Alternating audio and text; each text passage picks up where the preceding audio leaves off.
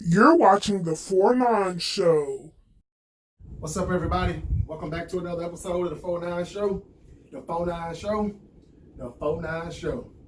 Man, I apologize. I've been gone for about a month, but you know how it is, man. Hard work and hustle. I'm back though. Finally got me a little time to give you a little quick update on what's going on. It had been a lot going on in the NFL and for the 49ers. They shut down shop out the mini camp.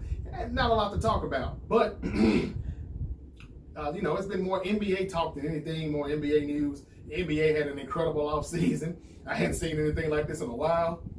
And I'm kind of glad that the finals were pretty good. And, the NBA offseason was pretty good.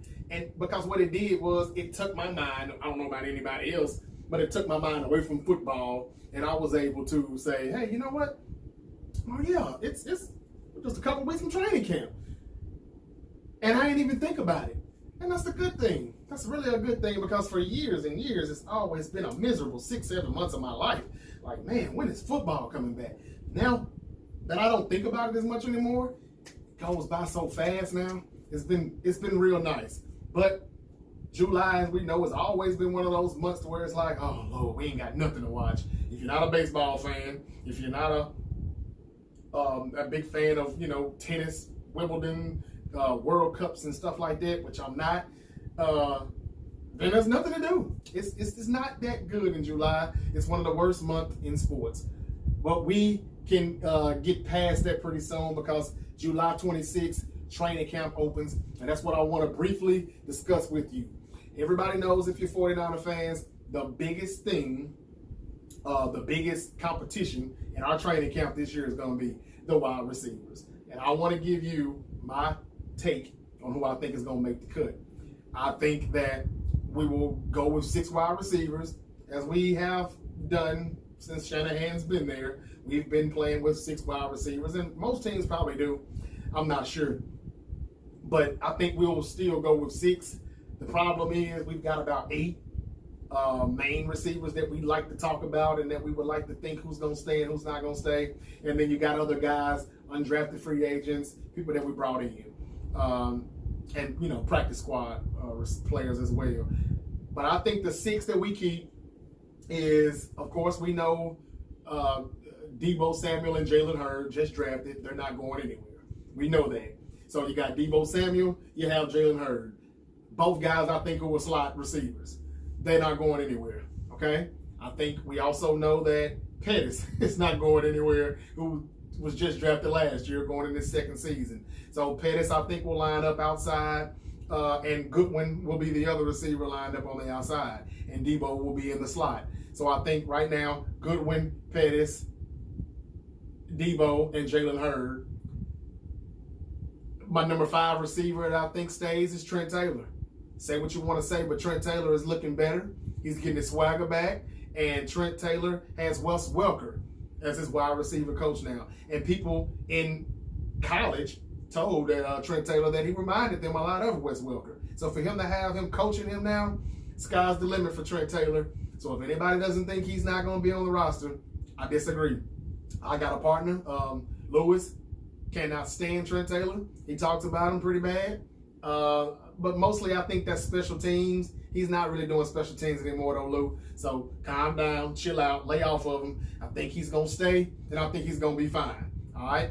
Trent Taylor will be there, and I think he's going to be better than ever. Back surgeries, that's the reason what was going on with him. Man, I had a back surgery a few years ago. I mean, a back injury, had surgery. But, man, I have my days where I still feel like I need the surgery. So for him to have surgery and come back like that and not miss any time, when the season started, he wasn't himself. I think he is now. They say he is. He killed it in OTAs and minicamp. So watch out for Trent Taylor. I think he stays. Number 6, it's the sleeper. In my opinion, it's the black horse. It's the guy that nobody thinks is gonna, stay. And a lot of people don't think it because they think it was just insurance. They think, oh man, Jalen Hurd is here now, so we're not gonna keep him. Jordan Matthews, he's my 6th wide receiver, and I'll tell you why. I think Jordan Matthews is going to be the best receiver on this team. this year. I know that sounds crazy. I know it sounds like I'm going out on a limb, but he has a lot to prove. He's playing with a chip on his shoulder, and I think Jordan Matthews is going back to the receiver we saw his first go around in Philly, not the last, or not that Buffalo shit in between, because that was terrible. But it wasn't him. It was, in my opinion, the quarterback, the coaching. It was terrible. Buffalo was bad, as Marquise Goodwin. So I think that Goodwin and Jordan Matthews back together again, I think it's going to be fine. I think he's going to be good.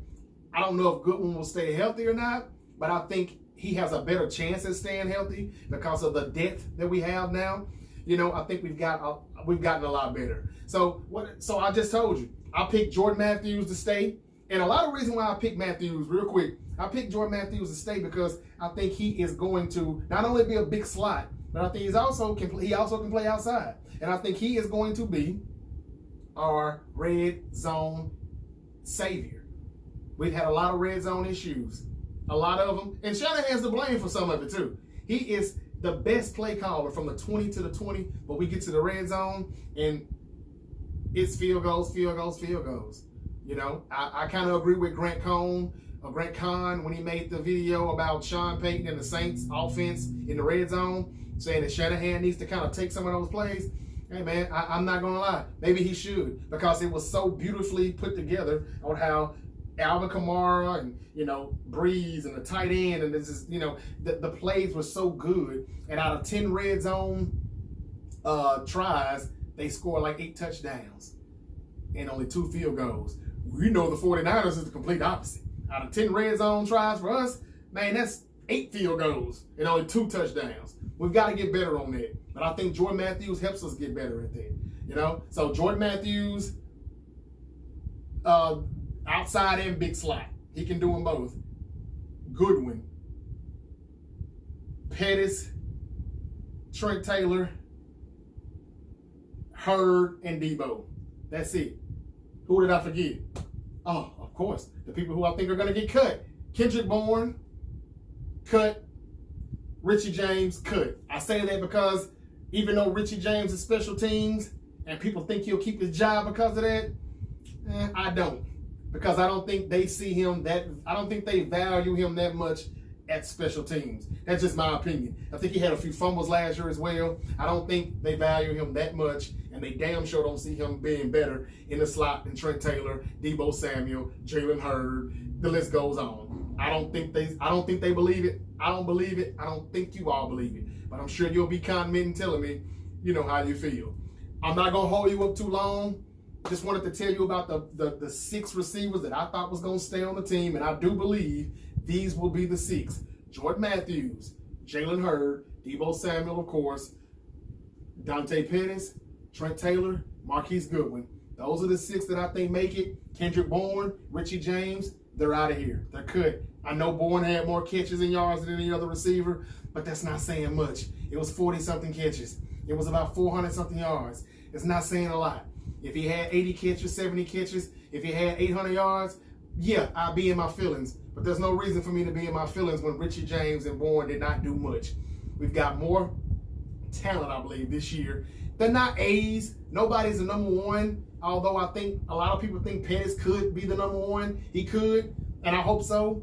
He's got some wiggle to him, but he's better inside than outside. That's why I don't know why we got so many slot receivers, but I don't know. Shanahan's got a plan. I'm sure it'll work. Matthews is outside and slot.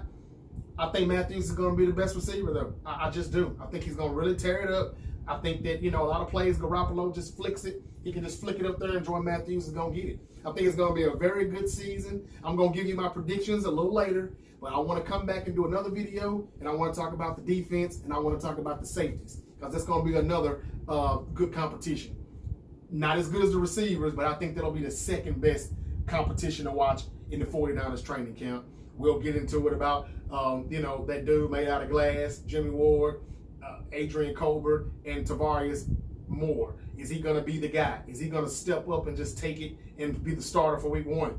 Marcel Harris, is he going to do something about Tart? You know, is he going to give him a push? Man, you know, it is. I actually think we're going to have 2 different safeties by week 7, week 8. But who is going to start?